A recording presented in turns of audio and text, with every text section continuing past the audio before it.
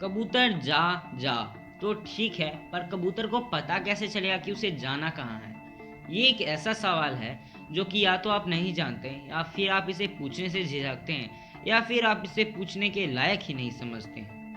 कबूतर जा जा जा, आपने भी ये गाना जरूर सुना होगा जिसमें कि एक्ट्रेस कबूतर के पैर में खत बांधकर उसे उड़ाती है और ये लाइनें गुनगुनाती है।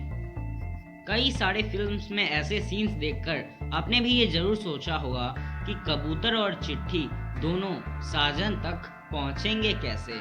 तो चलिए बात करते हैं उन कबूतरों के बारे में जो सदियों तक प्यार में ही नहीं बल्कि राजनीति, कूटनीति और युद्ध में भी एक विश्वसनीय संदेशवाहक का काम करते रहे हैं। कबूतरों से पहले संदेश भेजने के तरीकों पे गौर करें तो घुड़सवारों से एक से दूसरे जगह पे संदेश भेजे जाते थे। इन तरीकों में बहुत समय लगने के साथ साथ और भी कई तरह की मुश्किलें सामने आती थी, जैसे सबसे पहले यहीं पर रखना कि संदेशवाहक वफादार है या नहीं। फिर रास्ते में वह किसी दुर्घटना का शिकार भी हो सकता था और संदेश गुम भी हो सकता था। इन सब वजहों से एक ऐसे माध्यम की ज़रूरत थी जो कि तेज होने के साथ साथ भरोसेमंद भी हो। करीब 3000 साल पहले ये तलाश होमिंग पिजन्स यानी कि हमेशा घर लौटने वाले कबूतरों पे आके ख़त्म हुई। उस समय पक्षियों के उड़ने के तरीकों और आदतों पर अध्ययन करके जानकारों ने पाया कि कबूतरों को दिशा का ज्ञान बाकी पक्षियों की तुलना में ज़्यादा होता है। उन्हें किसी भी दिशा या फिर कितनी ही दूरी से छोड़ा जाए, लेकिन वो हमेशा अपने घर की तरफ ही यात्रा करते हैं और घोंसले पर पहुंच ही जाते हैं। कबूतरों की यह खूबी उन्हें संदेश भेजने के लिए उपयोगी बनाती थी।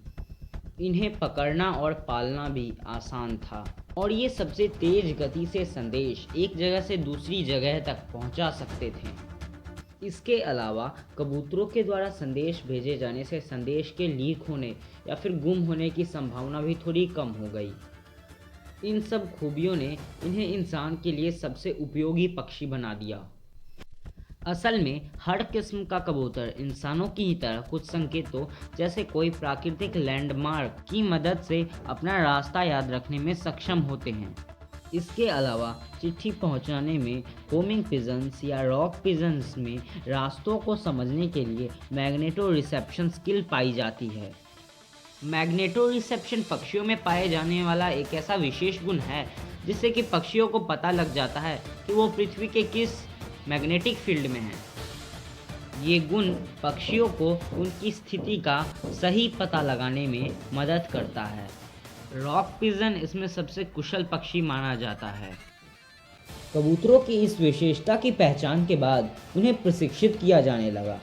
इसके लिए उन्हें घोंसलों से निकालकर अलग जगह पर ले जाया गया और फिर उन्हें वापस घर लौटने के लिए छोड़ दिया गया। बार बार ऐसा करने से कबूतर किसी मैसेंजर की तरह प्रोग्राम हो गए और खतों के साथ सीधे सही पते पर पहुंचने लगे। पुराने समय में ही नहीं बल्कि 19वीं सदी में होने वाले प्रथम विश्व युद्ध में भी कबूतरों के द्वारा संदेश भेजा जाता था। इतना ही नहीं, ओडिशा की पुलिस आज भी इन कबूतरों का इस्तेमाल करती है संदेश भेजने के लिए, जिनके पास कुल 50 प्रशिक्षित कबूतर हैं।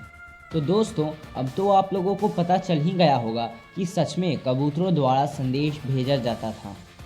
तो आपको ये जानकारी कैसी लगी कमेंट करके ज़रूर बताएं और अगर अच्छी लगी हो तो वीडियो को लाइक कर देना और अगर आप हमारे चैनल पर पहली बार आए हो तो सब्सक्राइब कर देना और साथ ही बेल आइकन भी दबा देना। तो मिलते हैं अपने नेक्स्ट वीडियो में, तब तक के लिए गुड बाय।